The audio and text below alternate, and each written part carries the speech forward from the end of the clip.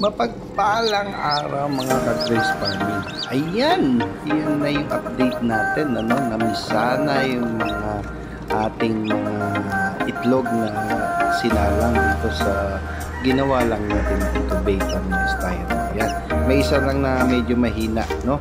Ngayon, maganda pong production na nangyari po, no?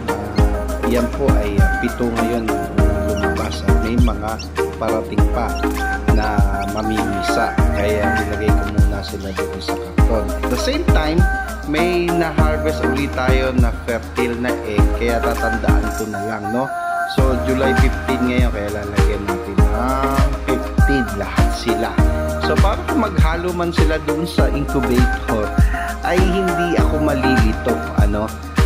Kaya ganon. At kasi may mga hindi pa namimisang itlog at mamaya isasama ko na yan dyan. At nilagay ko muna sa rep yan, ano.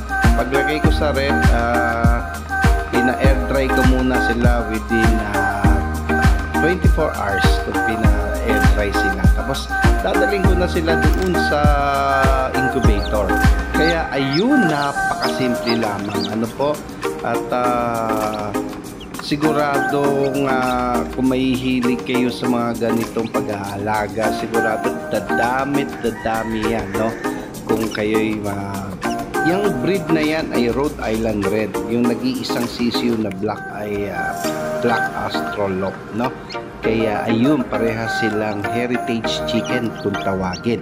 At native chicken, no? Kilala na rin siya sa mga native chicken. Kaya pagdating sa feeds, tatalakayin natin kung ano yung mga magandang pagkain nila dito sa feeds na libre at minsan nahihingi lang natin. Kaya subaybayan niyo po itong ating talakayan patungkol po dito sa pag-aalaga ng manok at pag-aalaga ng black soldier fly. Maraming salamat po, ka-Grace Farming.